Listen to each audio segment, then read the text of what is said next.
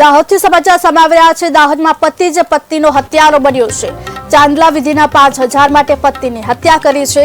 પત્નીની દોરડું બાંધી અને હત્યા કરવામાં આવી છે। બોલાચાલી બાદ ઝઘડો ઉગ્ર બનતા મોતને આપવામાં આવ્યું। પતિ હત્યા કરી અને ફરાર થયો છે। ગણતરીની કલાકોમાં આરોપીને ઝડપી આગળની કાર્યવાહી હાથ ધરવામાં આવી છે।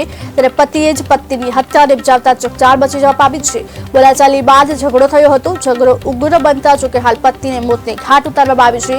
ત્યારે પતિ હત્યા કરી અને ફરાર થયો હતો। પોલીસ દ્વારા હાલ આગળની કાર્યવાહી હાથ ધરવામાં આવી છે। દાહોદમાં પતિ જ પત્નીનો હત્યારો નીકળ્યો છે। પતિએ પત્નીની હત્યા કરી અને જોકે હાલ નાસી છૂટ્યો હતો। ત્યારે પોલીસ દ્વારા હવે તેમને પકડી પાડવામાં આવ્યું છે। દાહોદમાં પતિ જ પત્નીનો હત્યારો બન્યો છે।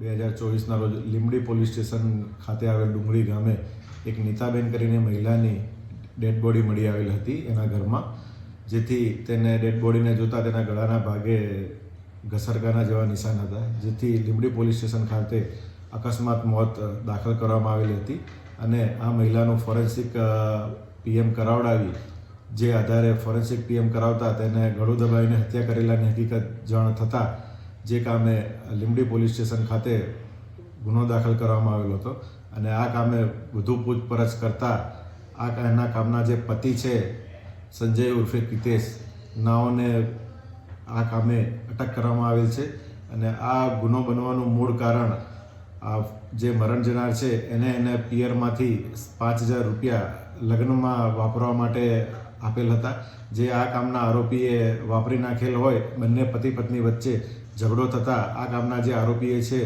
પતિએ એના પત્નીનું દોરડા વડે ગળું દબાવી અને હત્યા કરેલાની હકીકત જણાઈ આવેલા છે, જે અનુસંધાને લીંબડી પોલીસ સ્ટેશન ખાતે IPC કલમ 302 મુજબનો ગુનો રજીસ્ટર કરવામાં આવેલો છે અને આ કામે આરોપી છે એને અટક કરવામાં આવેલ છે।